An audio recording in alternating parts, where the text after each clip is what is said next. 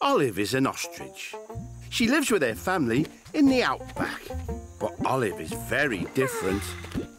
Olive's dad loves to run. Olive isn't a fast runner.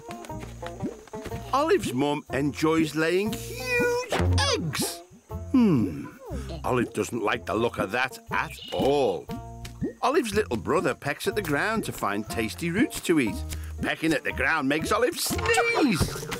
But Olive has an incredible imagination. So while the rest of her family are running, pecking and laying eggs, Olive can be found imagining herself going on amazing adventures when she buries her head down, down into the sand.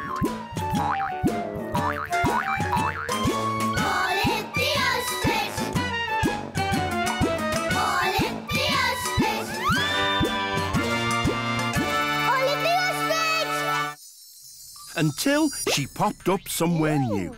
Olive found herself in a room surrounded by old-fashioned furniture. She was holding a feather duster. Oh, you must be the maid. I'm Squirrel, inventor. Hello, my name's Olive. This is a spectacular house. Yes, it's owned by Lord and Lady Muckbrass. It's a wonderful place to work undisturbed.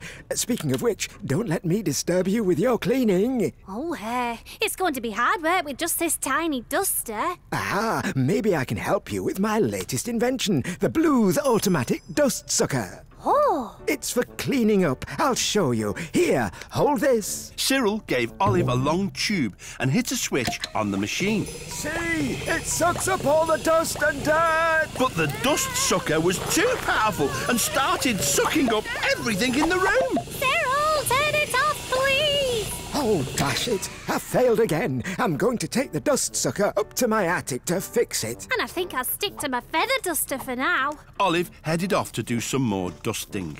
In the library, she was surprised to find Lady Muckbrass sobbing. Hello there, I'm Olive. What's wrong? My necklace has been stolen, Olive. Lord Muckbrass was also in the room, along with an elderly lady dressed in a tweed jacket. We've asked the famous detective, Miss Marble, to investigate. Try not to disturb her while you're dusting, please. Of course. Olive carried on dusting while Miss Marble tucked into her cream tea. So, Lady Muckbrass's necklace was taken from the top of the chest in her bedroom, but the door and windows were locked and the only key was with her ladyship. Correct. I shall now list the suspects. Lord Muckbrass, Lady Muckbrass, Cyril Bluth, Olive the maid, or perhaps someone unknown to us. But how could anyone have got into the room? As Miss Marble sneezed, she dropped her scone onto the carpet. Oh, sorry, Miss Marble. It is a bit dusty. Olive, could you clean that up, please? Sorry, your ladyship. I don't have a dustpan and brush. Pity Cyril's not here with his new dust-sucking invention. It's perfect for sucking up crumbs. Too right, it's perfect for sucking up anything. A missing necklace. A powerful new cleaning machine. I think I may have an idea. Olive led everyone into her ladyship's bedroom. She placed her duster onto the chest of drawers where Lady Muckbrass's necklace was last seen. Then picked up an old telephone and called Cyril in his attic room. Hello, Cyril? Could you please switch on your invention? OK. The feather duster flew across the room, then up the chimney, followed by a cushion, a vase of flowers and a painting off the wall.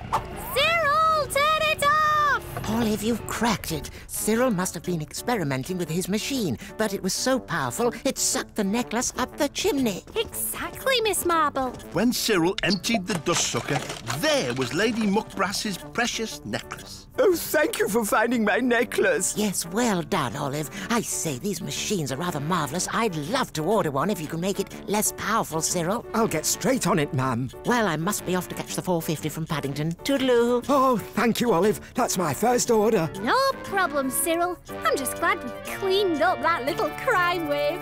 They all laughed. And as they did, Olive realised it was time to go.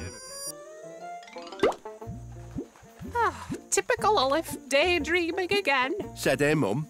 Greg, actually, I solved the case of the missing necklace. Your head's been in the sand too long, dear. Said Olive's dad. Her little brother laughed.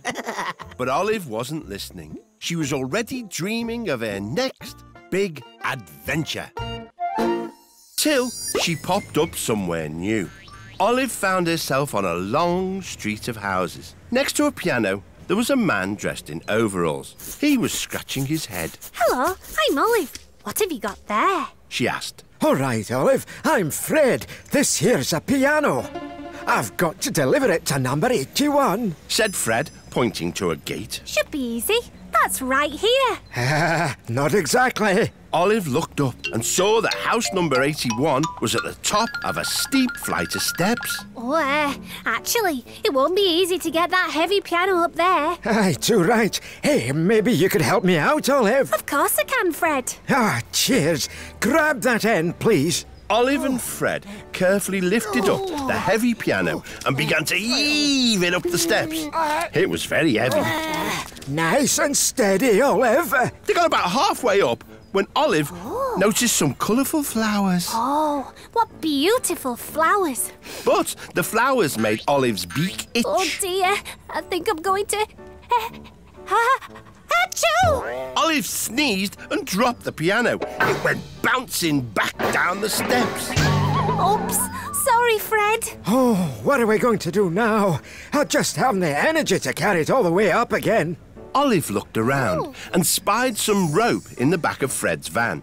She also noticed the big statue outside number 81.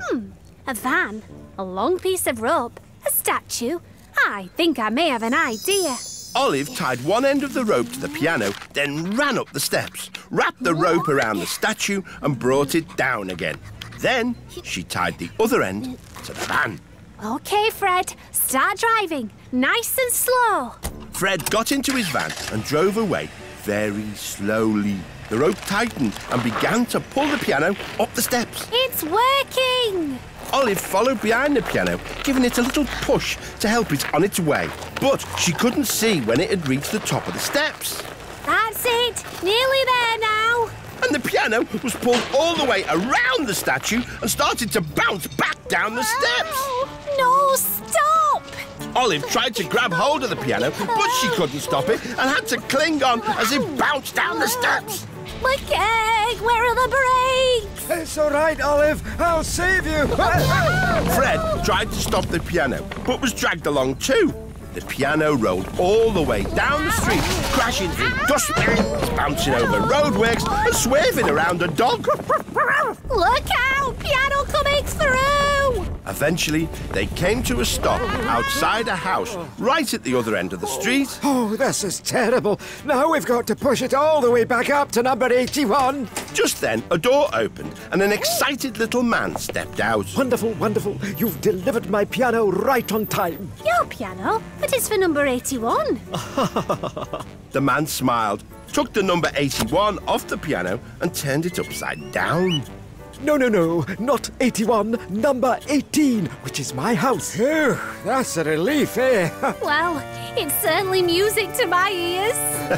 They all laughed, and as they did, Olive realised it was time to go. Oh, typical Olive, daydreaming again. Said her mum. Keg? Actually, I helped deliver a rather heavy piano. Your head's been in the sand too long, dear. Said Olive's dad. Her little brother laughed. But Olive wasn't listening. She was already dreaming of her next big adventure. Until she popped up somewhere new. Olive was standing in front of a clock tower that was next to a big old building. Nearby stood some people, all holding cameras and muttering. Hello, I'm Olive. Is there something wrong? She asked. You betcha, Olive. Said one of the group. We've all been waiting for Big Ben here to chime at midday, but the clocks have stopped. It sounds like something's gone wrong. Sure has. Don't worry, I'll go and investigate. Olive opened a door at the bottom of the tower and climbed some stairs right to the top.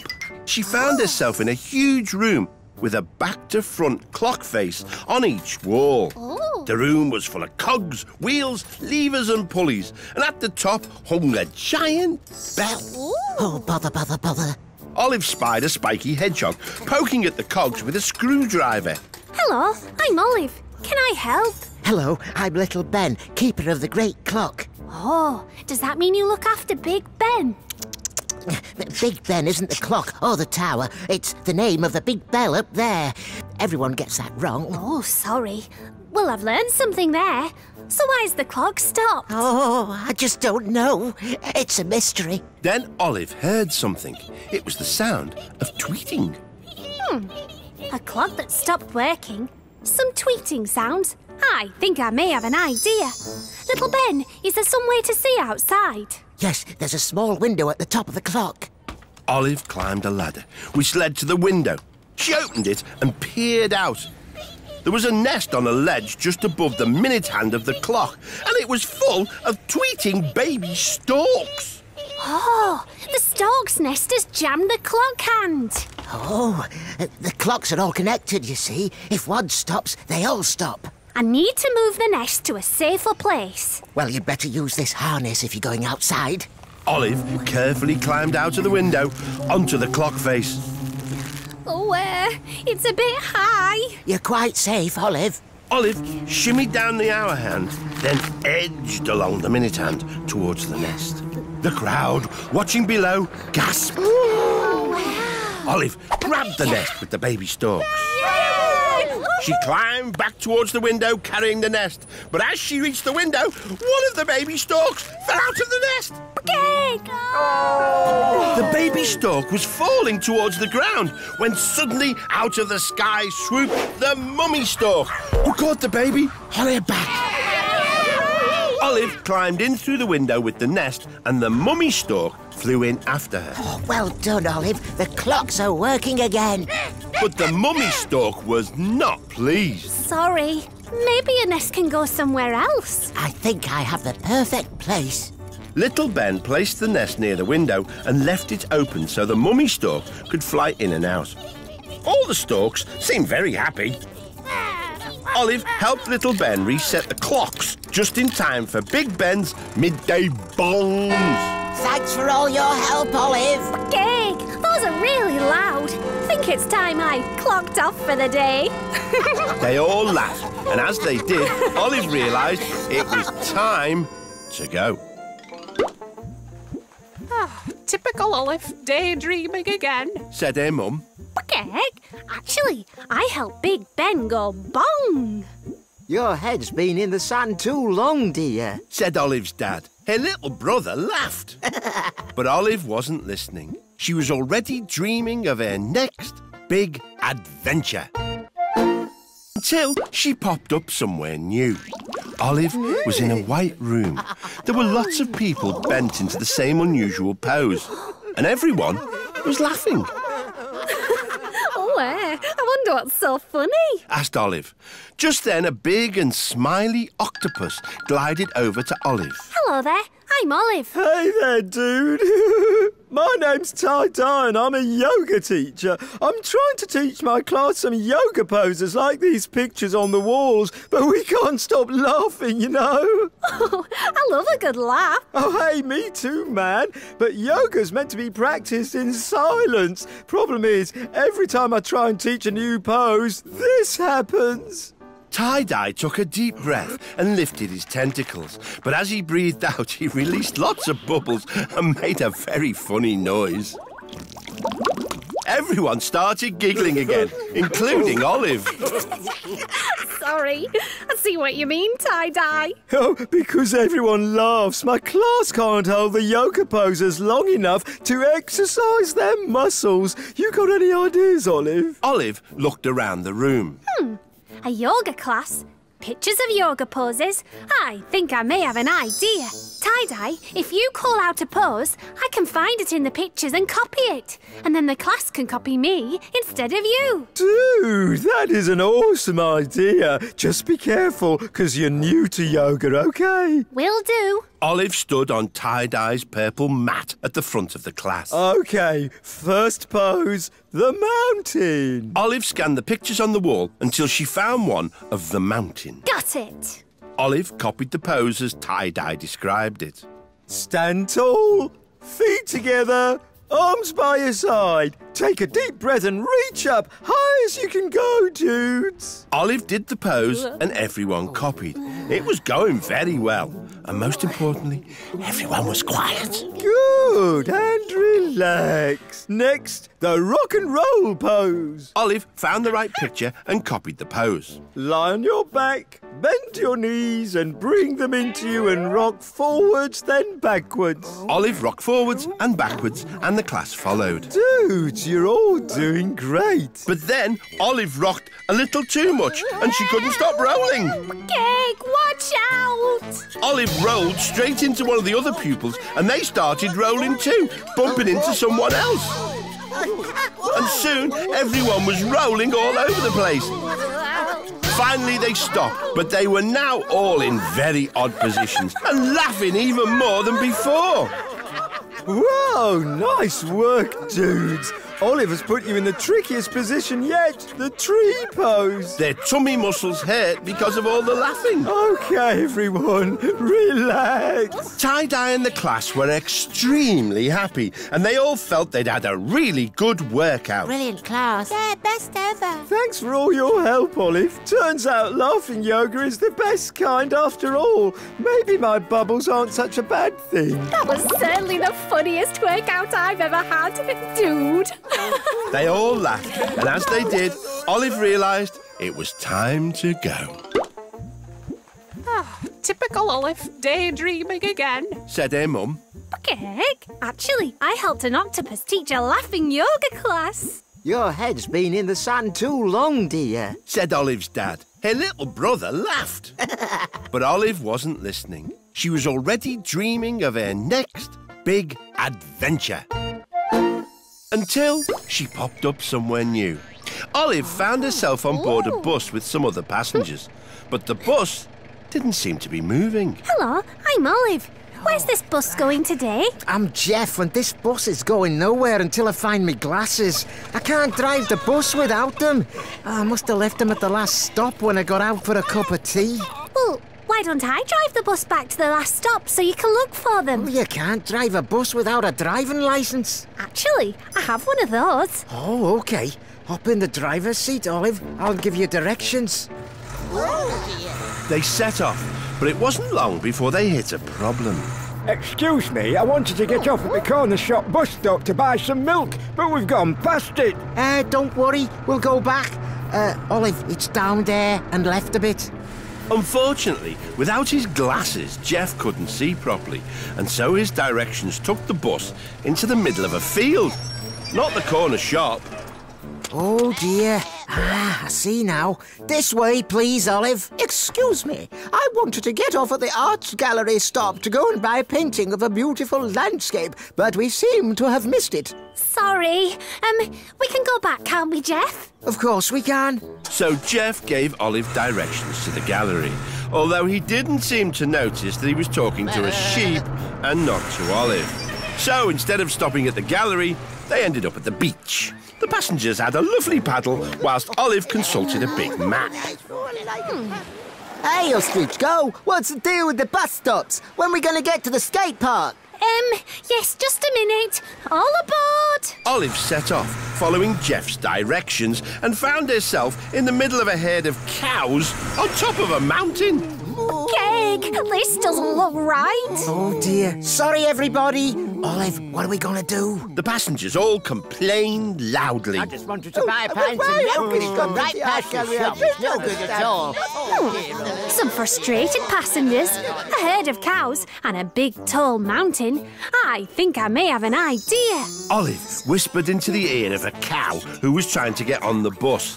The cow mooed enthusiastically. Ooh. Why don't you take this cow home with you? Then you'll have as much milk as you like. Great. Hi, I'm Colin. Moo! You know, if you took a photo from the top of this mountain, it'd be better than any painting in the gallery. You're right. It's an amazing view. I have an idea for you, too. Hey, cool.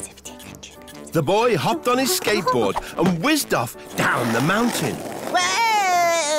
At that moment, a farmer appeared at the door of the bus. Hello. All my farm animals are missing. Have you seen them? Oh, well, actually, we do seem to have a bus full of, farm animals. Do we? Are they yours? Yes, they are.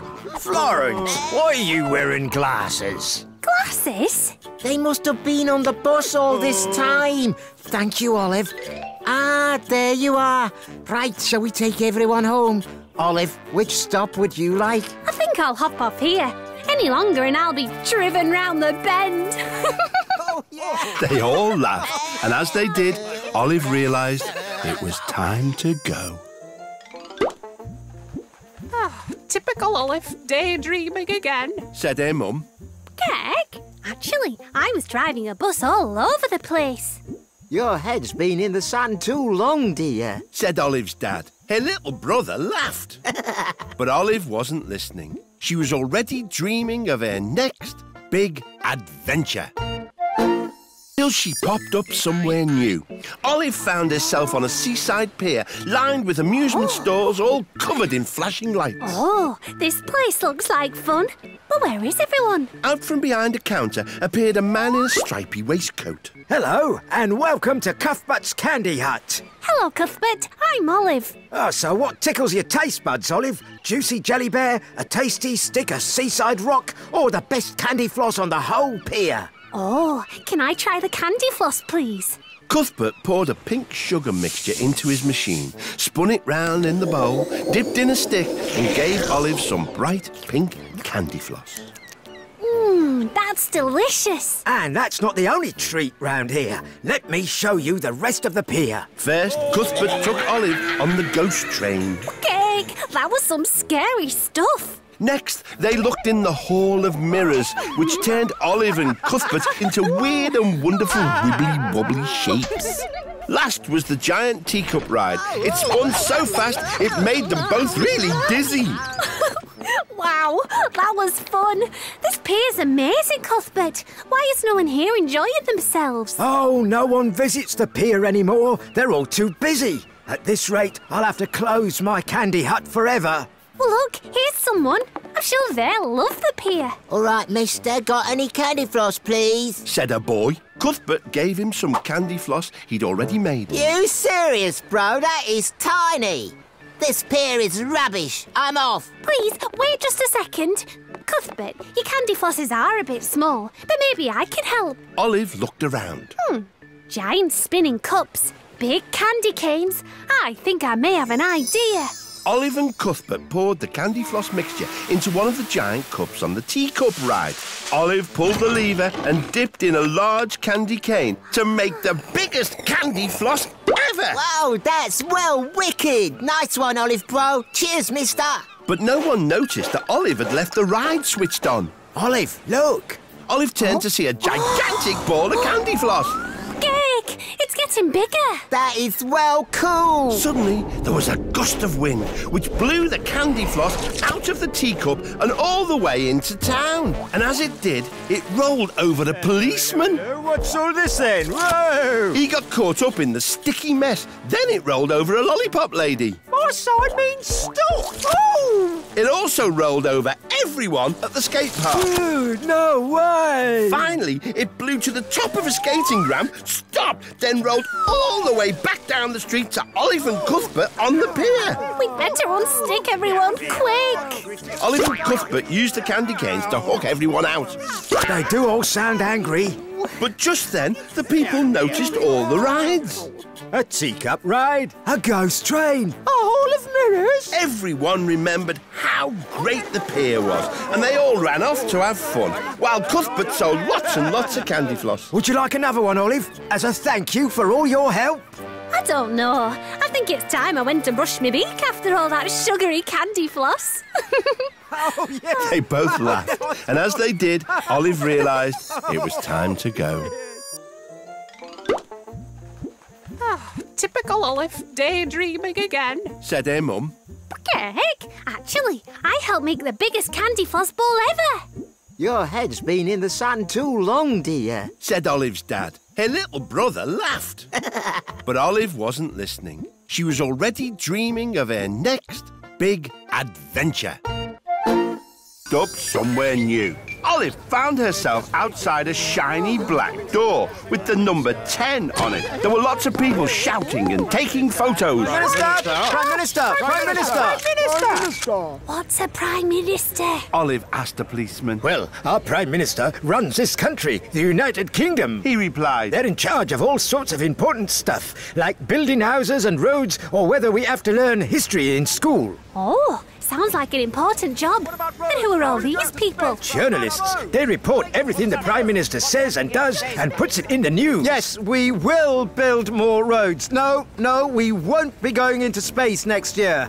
Ah, you must be my new advisor. Come inside. Olive was suddenly bustled inside, away from the noisy journalist. Hello, I'm Olive. Said Olive. I'm Mr. Political, said the Prime Minister. Well, Mr. Political, I'm not actually your new advisor, but maybe I can help out. I am very tired, Olive. I wish I could just take some time off and have an ice cream. Well, I could look after everything for a few minutes. Could you? Well, I suppose what harm could a few minutes do, hey? Here you go. You can be Prime Minister until I get back. I think I've got some chocolate chip ice cream in the freezer. Don't do anything I wouldn't.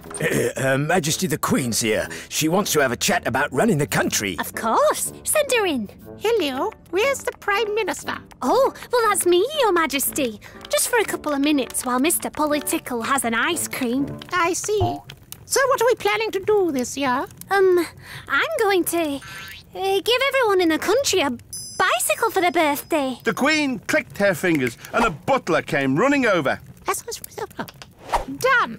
What else? I think there should be less stuff that people don't like peas. Oh, I really don't like peas, but one always has them for tea. No more peas, then. The Queen summoned the butler again, this time to go and get rid of all the peas in the country. And it would be nice if it was sunny all the time. I know a scientist who could help with that. Hello? It's the Queen. Could you pop over? Olive and the Queen went outside to find Dr. Cleverbrain had arrived with a giant remote control. There we go, Your Majesty. Nice and sunshiny. I didn't know it would be that easy. Suddenly, the Prime Minister burst out through the door, waving a piece of paper. This report has just arrived. The whole country has stopped work. Everyone is sunbathing or cycling or just cross about not having any peas. Oh, dear. How did everything go wrong in the time it takes for me to have an ice cream? Olive, you've got to fix this. Chocolate chip ice cream? The Queen? I think I may have an idea. Olive whispered something to the Queen, who whispered to a butler, who rushed off. I have an announcement. There's going to be free chocolate chip ice cream in every office. And I rather like chocolate chip ice cream. Toodaloo! See? Everyone's gone straight back to work. Nice work, Olive. I'd best get back to the office too. Of course you should, Prime Minister. I expect you have lots of work to do and lots of ice cream to eat. They both laughed. And as they did, Olive realised it was time to go. Typical Olive, daydreaming again. Said her mum. But Gek, actually, I've been very busy being Prime Minister. Your head's been in the sand too long, dear. Said Olive's dad. Her little brother laughed. But Olive wasn't listening. She was already dreaming of her next big adventure. She popped up somewhere new. Olive was sitting on a bench in a quiet city park. She was wearing a mac and sunglasses. Shivered Olive. A squirrel wearing identical clothes to Olive and carrying a small briefcase walked past. He looked around suspiciously, then hopped onto the bench. The park is pleasant in the autumn. I suppose it is. My name's Olive. What's yours? Hello, Agent Olive. I am Red Squirrel. You will find our mission objectives in the case. Olive curiously opened the briefcase. Inside was a piece of paper with some instructions. Approach picnic, obtain nuts, escape without being seen. Your mission, should you choose to accept it. Oh, well, why not? Olive followed Red Squirrel to some large bushes in the middle of the park. Over there, Agent Olive. Yes, I see the nuts. Maybe I could distract them while you run up behind and take the nuts. Okay, but Agent Olive, you must not blow your cover. Olive noticed a dog bounding around in the distance. Aha! I could disguise myself as a dog. Using these leaves and, this conker. How do I look? Excellent. Olive came bounding out in front of the family. The girl and her mum watched Olive curiously while Red Squirrel scampered up behind. But before he could take the nuts, a real dog came charging out of nowhere and chased Olive and Red Squirrel back into the bushes. Watch out! Okay. We need a plan B. Olive looked around and spotted an old kite stuck in a hedge. I know. It's a windy day today. If I tie you to that kite, then the wind will lift you up above the picnic and you can swoop down and snatch the nuts. A brilliant plan. Olive carefully tied Red Squirrel to the kite and flew him high above the picnic. But just as he was about to dive, a strong gust of wind came and blew him up into a tree. Olive climbed up to untangle him. Don't worry, I'll have you free in no time. Then Olive noticed something. The picnic was directly below them, and so were the nuts. A kite string, a tree. I think I may have an idea. Olive made a little harness from the string and tied it round Red Squirrel. OK, just need to lower you down. This plan cannot fail. She started lowering Red Squirrel down towards the picnic. When he was low enough, Red Squirrel reached out and grabbed the nuts. Olive began slowly pulling him back up, but then the little girl spotted him. Squirrel! Squirrel! Code Red, Olive, abort! Olive jumped and accidentally let go of the string. Red Squirrel came crashing down, dropping the bag of nuts. Olive, run! Save yourself! Then the little girl picked up some nuts and offered them to Red Squirrel. There you go. We brought these nuts to the park today to feed the squirrels. They're meant for you. Red Squirrel gratefully took the nuts and Olive pulled him back up. Thank you, Agent Olive. Now I can feed my family for the winter months. Our mission is accomplished. Would you like one?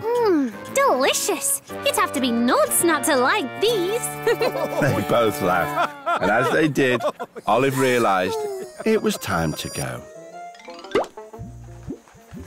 Typical Olive, daydreaming again. Said her mum. Heck, actually, I helped a squirrel carry out a secret mission. Your head's been in the sand too long, dear. Said Olive's dad. Her little brother laughed. But Olive wasn't listening. She was already dreaming of her next big adventure. Till she popped up somewhere new. Olive was in a big field surrounded by stalls and crowds of people. There was a wonderful cooking smell in the air. That's making me hungry. Lots of people were jumping around, fanning their mouths with their hands. Ooh, that's strange. Olive spied a woman stirring an extra large pot. Hello, I'm Olive. Why are these people jumping about? Howdy, Olive. I'm Emmy Lou. These people have been eating hot chili. They're jumping around and fanning their mouths, trying to cool down. Here, try some. That chili tastes amazing. Oh, it's quite spicy, though. Oh, phew! Ha! Really? Fact is, I made this one nice and mild for the chili speed-eating competition later. Hey, I left a can of beans for the chili in my truck. Could you watch the pot, please, while I go get it? Of course. On a nearby stage, Olive saw a cowboy start to play a guitar. Howdy, y'all, and welcome to Hank's Hoedown. Oh, that looks like fun. As people started to dance, Olive danced too. But as she jigged about, she accidentally knocked a huge jar of chili powder into the pot. Oops. Maybe more chili powder will make it taste even better. Emmy Lou returned and poured the can of beans into the chili. Thanks, Olive. Now it's time for the competition. Why don't you enter?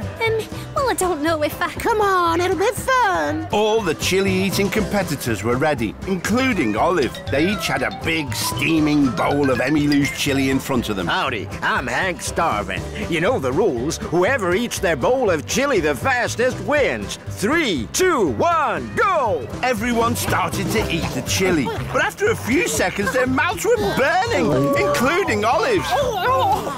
Cake! My beak's burning! Olive, what did you do to my chili? Sorry, I was dancing and I accidentally knocked a jar of chili powder into the pot. Oh! Olive spotted Hank's guitar by the stage and remembered people leaping about earlier after eating chili.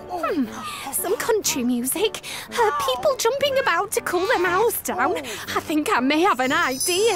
Hank, start playing, please. Hank grabbed his guitar and started to play. Olive began to jump up and down, fanning her mouth with her wings. Yeah, follow me. This is the chili cool down, hold down. Soon, everyone was copying Olive, all jumping about and fanning their mouths. Faster, Hank, faster. Yee-haw! Hank played faster, everyone danced faster.